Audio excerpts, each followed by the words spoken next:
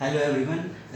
सो हमने last class में 0 to 12 period जो हमारा आर्बिट्रेरी पीरियड था उसमें किसी फंक्शन एफ एक्स की फोरियर सीरीज को स्टडी किया था। ठीक है। वहाँ पर जो फंक्शन था हमारा एफ एक्स वो एक कॉन्टिन्यूअस फंक्शन था।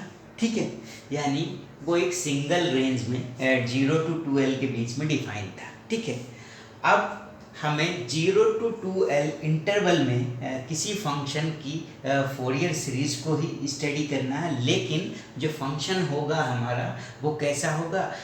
डिसकॉन्टिन्यूअस फंक्शन होगा। इट मीन्स जो फंक्शन होगा वो मोर देन वन रेंज में आपका डिफाइन होगा। ठीक है। सो देखिए, इस प्रॉब्लम को हम करेंगे। ये प्रॉब्लम हमारे सामने है। ठीक है। सो बाकी सारा कंसेप्ट वही रहेगा, बस इंटीग्रेशन में हमें जो फंक्शन है उसकी रेंज के अकॉर्डिंग उसको इंटीग्रेशन को ब्रेक कर लेना है। ठीक है। so देखिए, जैसे हमारे पास एक प्रॉब्लम है, develop f x in Fourier series in the interval 0 to 2 if f x is defined as. ठीक है। सो यहाँ पर देखिए आप, एफ एक्स जो है एक डिसकॉन्टिन्यूअस फंक्शन है। ठीक है, ये वन पे डिसकॉन्टिन्यूअस है यहाँ पर। ठीक है, और यहाँ पर ये जो फंक्शन है ये टू रेंज में डिफाइन है। एक तो 0 to 1 के बीच में फंक्शन की जो वैल्यू है वो x है, और 1 से 2 के बीच में जो वैल्यू है फंक्शन की वो 0 है। तो इस तरह से जो फंक्शन है वो मोर देन वन रेंज में डिफाइन है। ठीक है। सो देखते हैं कैसे इसकी हम फोरियर सीरीज को फाइंड करेंगे। सो 0 to 12 के बीच में जो फोरियर सीरीज का कंसेप्ट था वही हम यहाँ पर यूज़ करेंगे। ठीक है। सो फोरियर सीरीज फाइंड करनी है आपको। ठीक है। सो सबसे पहले देखिए, इंटरवल क्या है आपका? 0 to 2। सो इस इंटरवल की कंपेयर आप किससे करेंगे? 0 to 12। सो अगर इसकी कंपेयर आप इससे करते हैं तो L की जो वैल्यू आपको मिलेगी वो मिलेगी आपको 1। ठीक है। अब आपको फोरियर सीरीज फाइंड करनी है। इट मीन्स आपको ए naught, a N, B N, इन तीनों की वैल्यूज़ को फाइंड करना है। उसके बाद आप फंक्शन की फोरियर सीरीज फाइंड करेंगे। तो देखिए, सबसे पहले हम वैल्यू फाइंड करेंगे ए नोट की। सो ए नोट की क्या वैल्यू होती है? 0 to 12 में हमने फॉर्मूला बताया था आपको, 1/L 0 to 12 f x D x. So 1/L की वैल्यू यहाँ पर 1 है। सो 1/1 ये 0 to 2 हो जाएगा, बिकॉज L की वैल्यू 1 है तो 0 to 2 interval F x D x. अब वहाँ पर आपका फंक्शन जो होता था वो कॉन्टिन्यूअस फंक्शन होता था, मतलब आप इस इंटरवल में डायरेक्ट फंक्शन की यहाँ पर वैल्यू पुट करते थे और इंटीग्रल कर देते थे। लेकिन यहाँ पर जो फंक्शन है आपका वो मोर देन टू रेंज में डिफाइन है। इट मीन्स 0 to 2 आप डायरेक्ट इंटीग्रल नहीं कर सकते, आपको पहले इस इंटीग्रल को ब्रेक करना होगा टू पार्ट्स में, जैसा कि यहाँ फंक्शन डिफाइन किया गया है। ठीक है। तो देखिए, ए नॉट इक्वल टू, ये तो 1/1 हो जाएगा, ये 0 to 2 है। सो पहले आप इंटीग्रल करेंगे 0 to 1, बिकॉज फंक्शन 0 to 1 में कितना है? x। सो एफ एक्स की प्लेस पे x हो जाएगा। फिर नेक्स्ट स्टेप होगा आपका 1 से 2। सो 1 से 2 में फंक्शन कितना है? 0। सो यहाँ 0 हो जाएगा।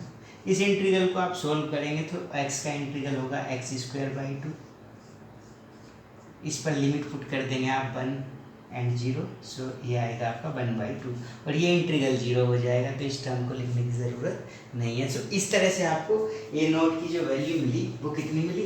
1/2 मिली। ठीक है। अब आपको ए एन फाइंड करना है। सो ए एन का क्या फॉर्मूला था 0 to 12 में? ये था 1/L 0 to 12 एफ एक्स, और यहाँ पर आता था आपका cos nπx/L डी एक्स। ठीक है, बिकॉज जो इंटरवल था उसमें पाई इन्वॉल्व नहीं था, तो आर्बिट्रेरी पीरियड का आपने ये फॉर्मूला यूज़ किया था। सो देखिए, एल की वैल्यू कितनी हो जाएगी यहाँ पर? 1। 0 to 12 मीन्स 0 to 2, एल अगर 1 है तो एफ एक्स कोस nπx/L, एल मीन्स 1। ठीक है। अब देखिए, ये इंटीग्रल भी आपको टू पार्ट्स में ब्रेक करना पड़ेगा। सो ये 1/1 तो 1, और ये 0 to 2 को आप लिख सकते हैं 0 to 1 एफ एक्स। 0 to 1 में एफ एक्स है x, और ये है आपका cos nπx, बिकॉज ये तो 1 है, प्लस 1 to 2 एफ एक्स 1 से 2 के बीच में एफ एक्स की वैल्यू 0 है, सो यहाँ 0 कोस n pi x D x, ठीक है। सो ए एन की वैल्यू होगी आपकी, देखिए इंटीग्रल तो 0 हो जाएगा, इस टर्म की तो बात हम करेंगे नहीं, इस टर्म को सोल्व करना है। सो ये एल्जेब्रिक फंक्शन है ट्रिग्नोमेट्रिक, और जब भी एल्जेब्रिक और ट्रिग्नोमेट्रिक फंक्शन साथ में होते हैं प्रोडक्ट में, सो आप एल्जेब्रिक को जो है वो फर्स्ट फंक्शन ले लेते हैं, और ट्रिग्नोमेट्रिक जो फंक्शन होता है उसे सेकंड फंक्शन ले लेते हैं। तो यहाँ पर आप x को फर्स्ट फंक्शन लेंगे और कोस एन पाई x को सेकंड फंक्शन लेंगे, फिर इंटीग्रेशन बाय पार्ट्स का आप यहाँ पर यूज़ करेंगे, ठीक है। सो अब देखिए हम इंटीग्रेशन बाय पार्ट्स यहाँ पर कर लेते हैं। तो इंटीग्रेशन बाय पार्ट्स क्या होगा देख लेते हैं। तो देखिए यहाँ पर ये फर्स्ट फंक्शन है, second, so first integration of second हो जाएगा sine n pi x upon n pi, plus हो जाएगा ये cos n pi x upon n square pi square. जब आप इसका बाई पार्ट्स इंटीग्रेशन करेंगे सो उससे वैल्यू आपको मिल जाएगी, ठीक है। और ये जो टर्म है ये तो ज़ीरो है, तो ये तो टर्म ज़ीरो हो ही जाएगी, ठीक है। अब देखिए आपको ए नोट की वैल्यू फाइंड करनी है। सो इंटीग्रल तो आप कर चुके हैं, अब इस इंटीग्रल पर आपको लिमिट्स को यूज़ करना है, जो 0 to 1 लिमिट्स हैं। सो देखिए ए नोट की वैल्यू हमें मिली है 1/2, तो इसे हम यहाँ पर नोट कर लेते हैं, बिकॉज इसकी हमें नीड होगी लास्ट में, ठीक है। और अब ए एन की वैल्यू को देखेंगे। सो देखिए ए एन की वैल्यू यहाँ पर देखते हैं हम। सो ए एन की वैल्यू 1 पुट करिए एक्स के प्लेस पे, सो 1 पुट करेंगे यहाँ पर। सो यहाँ पर हो जाएगा साइन एन पाई, और साइन एन पाई कितना होता है 0, तो फर्स्ट टर्म जो होगी वो 0 होगी। जब यहाँ पर आप 1 पुट करेंगे तो ये मिलेगा cos n pi upon n square pi square, और कोस एन पाई जो होता है वो होता है -1 to the power n, सो ये हो जाएगा -1 to the power n upon n square pi square. So ये तो 1 पुट कर लिया आपने, अपर लिमिट को पुट किया, अब लोअर लिमिट पुट करेंगे। तो जब देखिए लोअर लिमिट पुट करते हैं तो माइनस यूज़ करेंगे हम। यहाँ पर x के प्लेस पे जब 0 पुट करेंगे तो फर्स्ट टर्म 0 हो जाएगी फिर से। जब यहाँ पर 0 पुट करेंगे सो प्लस कोस 0 कितना होता है 1, so 1 upon n square pi square. देख लेते हैं ए एन की वैल्यू क्या मिलेगी। ये 1 upon n square pi square को कॉमन ले सकते हैं, 1 upon n square pi square. अगर ये कॉमन लेते हैं तो यहाँ पर बच जाएगा -1 to the power n, और यहाँ पर बचेगा -1। सो इस तरह से ए एन की जो वैल्यू आपको मिली, वो ए एन की वैल्यू क्या मिली है आपको 1 upon n square pi square into -1 to the power n -1, ठीक है। सो ए एन की वैल्यू भी आपको मिल चुकी है। अब किसकी वैल्यू फाइंड करनी है आपको, बी एन की वैल्यू फाइंड करनी है। तो देखिए बी एन की वैल्यू फाइंड करते हैं। तो बी एन का क्या फॉर्मूला होगा, 0 to 12 में हमने बताया था 1 upon l 0 to 12 f x sine n pi x upon l d x. B n में साइन आता है, ठीक है। तो देखिए अब ये 1 अपॉन एल मीन्स एल तो 1 था, एल की वैल्यू यहाँ पर, और 0 to 12 तो 0 to 2, और ये F x sine n pi x upon L मतलब 1, ठीक है। अब ये 1 अपॉन 1 तो 1, इंटीग्रल आप डायरेक्ट नहीं कर सकते, डिसकंटिन्यूअस फंक्शन है आपका। तो पहले इंटीग्रल करेंगे आप 0 to 1। सो 0 to 1 इंटीग्रल जब आप करेंगे तो एफ एक्स की जो वैल्यू होगी 0 से 1 में जो फंक्शन डिफाइन है वो कितना है x। सो यहाँ पर x हो जाएगा, ये sine n pi x as it is रहेगा, ये 1 से डिवाइड करेंगे तो एन पाई ही बचेगा, एन पाई एक्स ही बचेगा, प्लस ये 0 to 1 किया। अब 1 to 2 करेंगे। सो 1 to 2 करेंगे तो इसके बीच में फंक्शन की कितनी वैल्यू है 0 sign n pi x D x, यहाँ पर पुट करेंगे, ठीक। अब देखिए बी एन को सॉल्व करना है। सो यहाँ पर फिर आप देख सकते हैं x जो है ये एल्जेब्रिक फंक्शन है, ट्रिग्नोमेट्रिक फंक्शन है, दोनों प्रोडक्ट में है। सो एल्जेब्रिक को फर्स्ट फंक्शन और ट्रिग्नोमेट्रिक को आप सेकंड फंक्शन ले लेते हैं। तो x को फर्स्ट फंक्शन लेंगे यहाँ पर, और साइन एन पाई एक्स को सेकंड फंक्शन और बाई पार्ट्स इंटीग्रेशन कर देंगे। फर्स्ट सो क्या होगा, फर्स्ट इंटू सेकंड का integral minus cos n pi x upon n पाई, क्योंकि एक्स का कोफिशिएंट से डिवाइड करेंगे इंटीग्रल में, यहाँ पर मिलेगा plus sine n pi x upon n square pi square, और इस पर लिमिट हो जाएगी 0 to 1। ठीक है, सो ये इंटीग्रल मिलेगा जब इसे बाई पार्ट्स आप इंटीग्रल करेंगे, सो ये दो टर्म्स मिलेंगी आपको। ठीक है, उसके बाद इस टर्म को तो 0 हो जाएगा, बिकॉज 0 से मल्टीप्लाई हो रही है तो टोटल टर्म 0 हो जाएगी।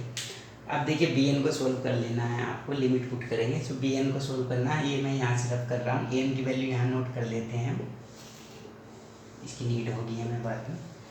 तो हमारा ए नोट मिल चुका है हमें और ए एन मिल चुका है। ये कितना है, 1 upon n square pi square into -1 to the power n -1, और वी एन को हम फाइंड कर रहे हैं। ठीक है,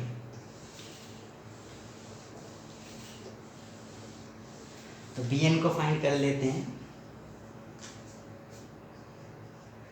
जब बी एन यहाँ पर 1 पुट करेंगे एक्स के प्लेस पर, तो ये यहाँ होगा -1 यानी कोस एन पाई अपॉन एन पाई, ये 1 हो गया।